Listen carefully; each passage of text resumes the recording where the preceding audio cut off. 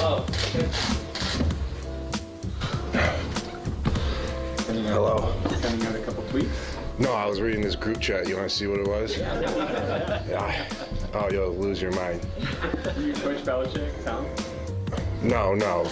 A different group chat. Yeah, it was pretty crazy. Kind of want to show you. Probably be in trouble.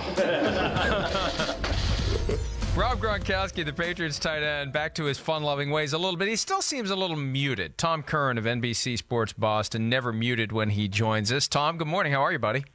Michael, how are you? Good. I'll be doing better, too, after I get some information from you about where the Patriots currently are, physically, mentally, emotionally. Let's start with Gronk. We just played his clip from yesterday's press conference, and the narrative on him all year long is there's something that's not right with Gronk. He's not as happy as he used to be. He's not as joyful as he used to be. He's not as good as he used to be. You are much closer to this than we are. What has been your take on where Gronk is now and why it seems he isn't the same guy that he's been throughout his career? The fact that he had his impasse with the team over the summer, actually spring, and the fact that that led to them dangling him to the Detroit Lions, I think hurt him. He's a sensitive kid. He's always been kind of a, I'll do whatever the coaches tell me. He stays within the lines, even though he acts, he goes rogue a little bit. He stays within the lines of what the coaches want. So the fact that he and Tom Brady, I think under Brady's auspices, Brady said, you know what, you need to exercise some of your own autonomy here as an individual. You're your own business. You need to take care of your body the way you do in the best way for you at this point in your career. You've been hurt so often. So he did that in 2017. He got a lot of pushback from the team. By the end of the year, in the off season, he and Brady kind of did their own thing. And then when the Patriots said, you know what, we're kind of sick of this. You're making too much money. We think you're going to start to decline. We're going to try to trade you to Detroit. That hurt him. And when he got injured at the beginning of the season and slowed down and his production dipped, it got in his head. Okay, they didn't give me a raise. They tried to trade me. Now I'm hurt and I'm not going to hit any of my incentives. Do I really like football? Because last year I couldn't stand football because of the head coach. So that was a lot of what got into his head. I was convinced that if they had won Super Bowl 52 against the Eagles, Rob Gronkowski was going to walk off into the sunset. And the fact that they lost the game ultimately fueled his decision to come back for one more year. Do you believe he would have walked if they'd won last year? And do you think he walks away, win or lose, this year? I do think that he will retire this year. I don't know if the retirement will stick, but I do think that he would take a year off football at the very least.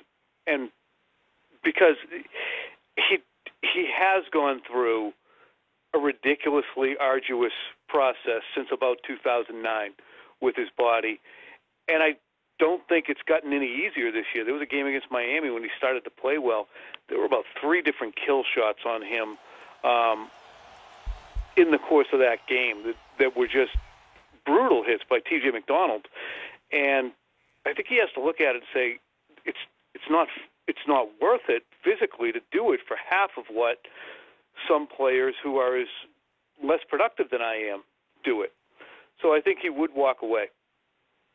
Part of what was gurgling in Minneapolis last year, the week before the Super Bowl, Tom, was this notion that the family has been wearing him out to get away from football. He doesn't need the money. He can make more money, or at least make good money, just being Gronk, whether he becomes an actor, whether he just becomes a party guy who pops up from time to time, whether they just do Gronk cruises one after the other, and that the family was concerned about his concussions for all the other injuries. And he's had the broken arm, and he's had staph infections and ACL tears and back surgeries, but it's the concussions that concern the family. And my understanding is there's been a lot of pressure on him from his family, as there should be, to say, hey, you don't need this anymore. And I feel like at times this year that attitude has emanated from him. I'm getting too old for this. I feel like that is what is coming from him, even though he hasn't said it. I can sense it.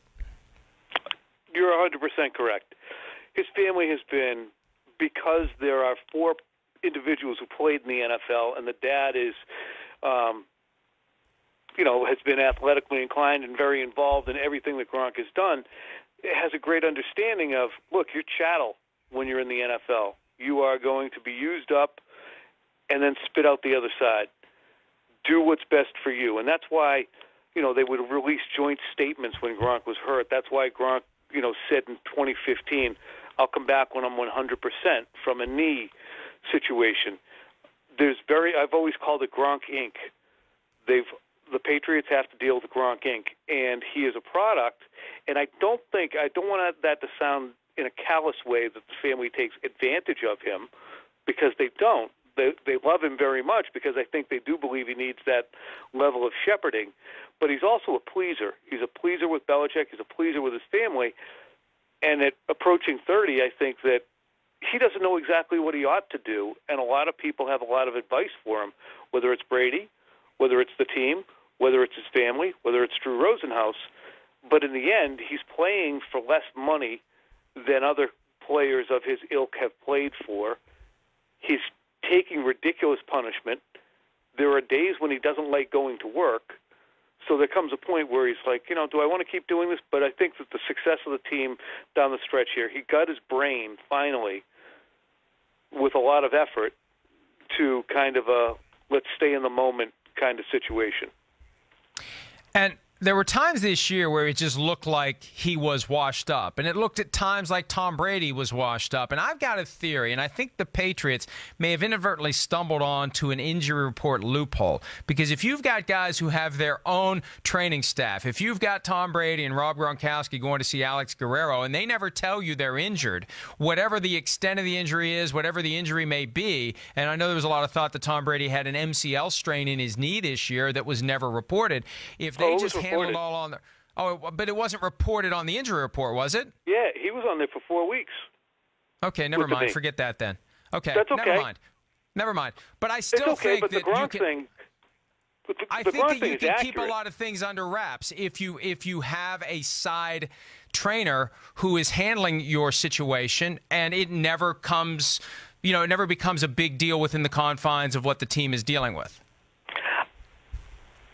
I don't necessarily agree with you, because I do think that part of the Alex Guerrero Patriots relationship, and again, I think I've told you this before, I mean, the Patriots refer people to Guerrero, do, and will continue to, because there has been a good relationship. He's a soft tissue genius.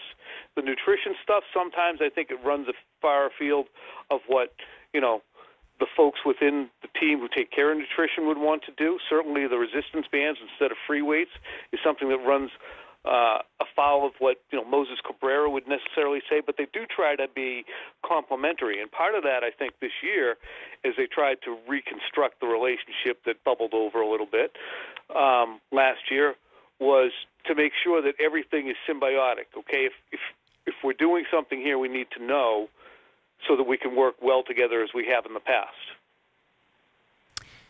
Why is there a sense that everyone is against the Patriots? Why is there? I guess there is, to a certain level, an animosity toward the Patriots, as there would be toward any successful football team, but it feels a little over the top. It feels like they really have created this sense that no one believes in us, that it's us against the world. It worked against the Chiefs. Of course, they were underdogs against the Chiefs.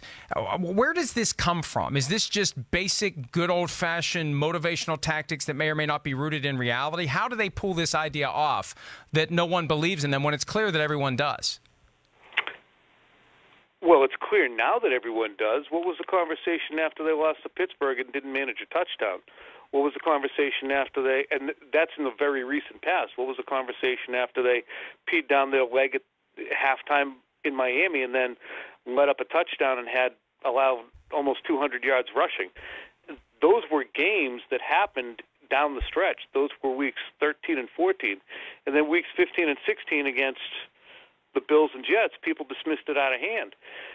The interesting thing about the success of all the sports teams here in New England and Boston is that there's very much a nitpicking mentality that goes on, because it's hard to continue to celebrate the teams year in and year out as being, especially the Patriots, everything's great, 13 and 3, 14 and 2, Super Bowl appearance.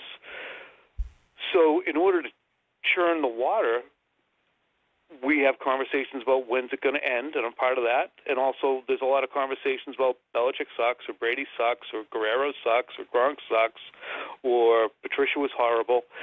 So that drumbeat is very, very real here.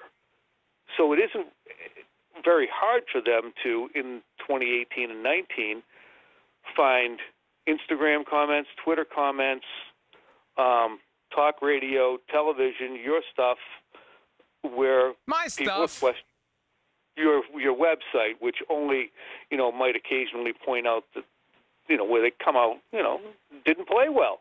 Flat didn't play well. Well, what's wrong with the Patriots, or what's wrong with Gronk? So I think if you're looking for motivation, and whenever this team has found motivation, Mike, 2016 was about vindication. 2014 was about validating what they did a decade earlier. All those ones in the early 2000s were about establishing a dynasty, so to speak. When they have something to play for, they play better. Well, they've got one more game to play this year, and they're going for their 6th Super Bowl championship. Tom, I got a lot more I can get to with you. Let me try one more thing here, because we discussed this recently on your show. When you look at everything the Patriots have accomplished over the last 17 years, 9 Super Bowl appearances, great regular season records, #1 seeds, 8 straight AFC championship games, isn't it a disappointment that the Patriots are only 5-3 in the Super Bowl? I think that's insane.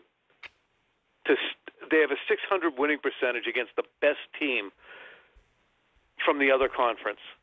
5-3, 60% of the time you win. Additionally, what's the nature of those 3 losses? In one of them, the first one, Tom Brady took his team down, threw a touchdown pass to Randy Moss, and then the Giants went the other way and scored on an incredible drive that had some fascinating plays, a touchdown to win. In 2011, that team was horrible, had no business being in the Super Bowl, but got there in part because of a Billy Cundiff missed field goal and the fact that they were just a smart team. And I don't care that they went, 14-2, 13-3. Asked Gerard Mayo, he said we weren't good enough. They still practically won that game had Wes Welker come up with a catch. And then, obviously, we know what happened last year. So the 5-3 is the 5-3. But it's pretty close to an 8-0. We could also say they could be 2-6. But when you look at the 5-3, in my estimation, it could be 8-0 very, very easily. All right, Tom, I got to let you go. And you know my theory. I think Belichick this time around is going to try to drop the hammer early and deliver the knockout punch by halftime, so it's not close in the fourth quarter. And I have a feeling he can pull it off. All right, Tom, see you in Atlanta, buddy. All right, kid. Thanks. All right, there he is, Tom Curran, NBC Sports Boston. Hi, I'm Mike Tirico, and thanks for watching. Make sure to hit subscribe for the latest news and highlights from NBC Sports.